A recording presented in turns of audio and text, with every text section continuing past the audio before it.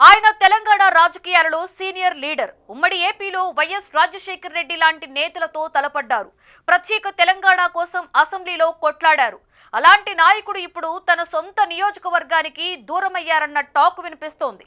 ఆయన్ను నమ్ముకొని వచ్చిన వారంతా ఇప్పుడు ఆందోళనలో ఉన్నారట. తమను పట్టించుకోవడం లేదని, సొంత నియోజకవర్గం వైపు తొంగి చూడడం లేదని చర్చించుకుంటున్నారట.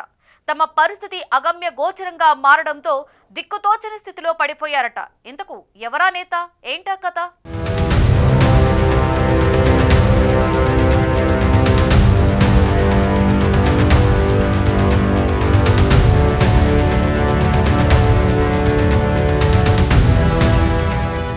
తెలంగాణలో హుజూరాబాద్ నియోజకవర్గానికి ప్రత్యేక స్థానం ఉంది. ఈటెల రాజేందర్ రాజకీయంగా ఎదిగిన నియోజకవర్గం ఇది. కానీ గత ఎన్నికల ఫలితాలు ఆయన రాజకీయ దారిని మార్చేశాయి. అసెంబ్లీ ఎన్నికల్లో ఈటెల గజ్వేల్, హుజూరాబాద్ 2 నియోజకవర్గాల్లో పోటీ చేశారు. కానీ 2 చోట్ల ఆయన ఓడిపోయారు. ఆపై జరిగిన 2024 లోక్సభ ఎన్నికల్లో ఆయన మల్కాజిగిరి ఎంపీ స్థానానికి పోటీ చేసి విజయం సాధించారు. దీనివల్ల ఆయన హుజూరాబాద్కి కాస్త దూరమయ్యారు. ఇదిలా ఉండగా ఈటెల రాజేందర్ను నమ్ముకున్న హుజూరాబాద్ క్యాడర్కు అనేక సమస్యలు వచ్చాయి. హుజూరాబాద్ నుంచి బీఆర్ఎస్ అభ్యర్థి గెలవడం, రాష్ట్రంలో కాంగ్రెస్ ప్రభుత్వం ఏర్పడడంతో ఈటెల కుటుంబానికి రాజకీయంగా అక్కడ నిలదొక్కుకోవడం కష్టమైంది. ఆయన భార్య జమున అప్పుడప్పుడు హుజూరాబాద్ వచ్చి వెళ్తున్నప్పటికీ క్రియాశీలకంగా పెద్దగా కనపడడం లేదు.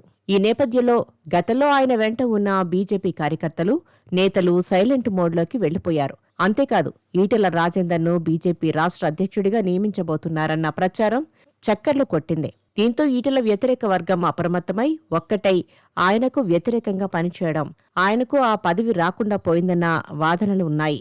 మల్కాజిగిరి ఎంపీగా గెలిచిన ఈటెలకు అందరూ ఆశించిన బీజేపీ రాష్ట్ర పదవి మాత్రం దక్కలేదు. ఇది ఆయనకు పెద్ద మైనస్. ఈ పరిణామాలతో ఆయన సొంత నియోజకవర్గమైన హుజూరాబాద్లో ఆయన అనుచరుల్లో తీవ్ర నిరాశ నెలకొంది.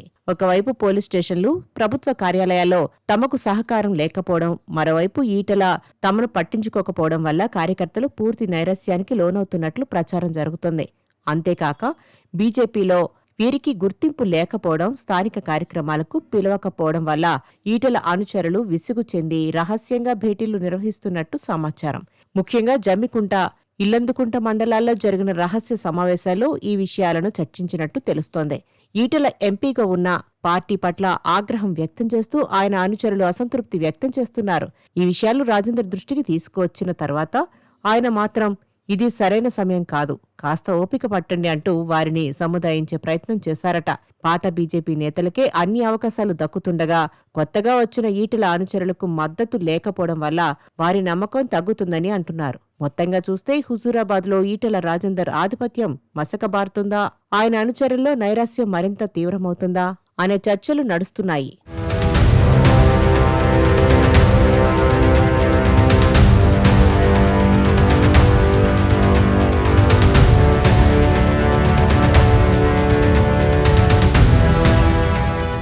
ఇటీవల ఈటెల రాజేందర్ తన సన్నిహితులకు మనకి మంచి రోజులు వస్తాయి, త్వరలో కేంద్రంలో పదవి వస్తుంది అన్న సంకేతాలు ఇచ్చినట్టు సమాచారం. అయితే ఆయన మాటలపై అనుచరుల్లో నమ్మకం కలగడం లేదట.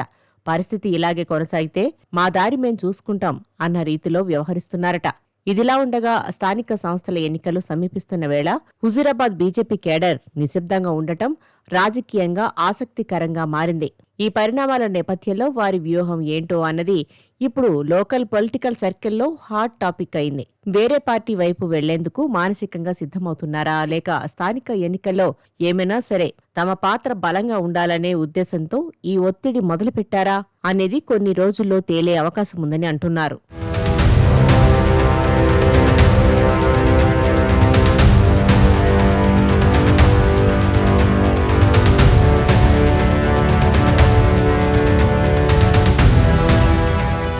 ఒకప్పుడు బీఆర్ఎస్ అగ్రనేతగా ఉండేవారు ఈటెల రాజేందర్. కానీ ఊహించని రీతిలో 2021లో నాటి సీఎం కేసీఆర్ ఆయన్ను మంత్రివర్గం నుంచి బర్తరఫ్ చేశారు.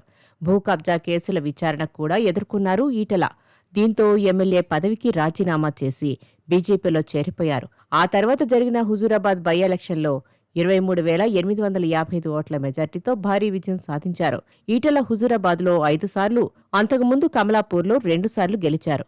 ఈసారి మాత్రం ఆయన ఓటమి పాలయ్యారు.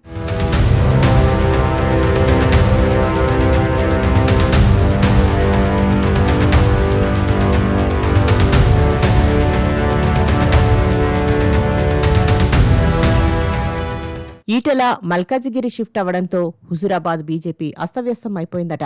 నమ్ముకున్న కేడర్ను వదిలి వేరే నియోజకవర్గానికి వెళ్లడంతో ఈటెల తీరుపై అప్పట్లోనే ఆయన అనుచరులు ఒకంత అసంతృప్తికి లోనయ్యారు. మల్కాజిగిరి ఎంపీగా గెలిచిన తర్వాత హుజూరాబాద్ను పూర్తిగా వదిలేశారన్న విమర్శ ఈటెలపై ఉంది. దశాబ్దాలుగా ఆయన వెంట తిరిగి ఆయన మనుషులుగా ముద్రపడిన స్థానిక నాయకులు ఈటెల తీరుపై అసంతృప్తిగా ఉన్నట్లు తెలుస్తోంది. అయితే వచ్చే ఎన్నికల్లో హుజూరాబాద్ నుంచి ఈటెల భార్య జమున పోటీ చేసే అవకాశం ఉందన్న చర్చ జరుగుతోంది.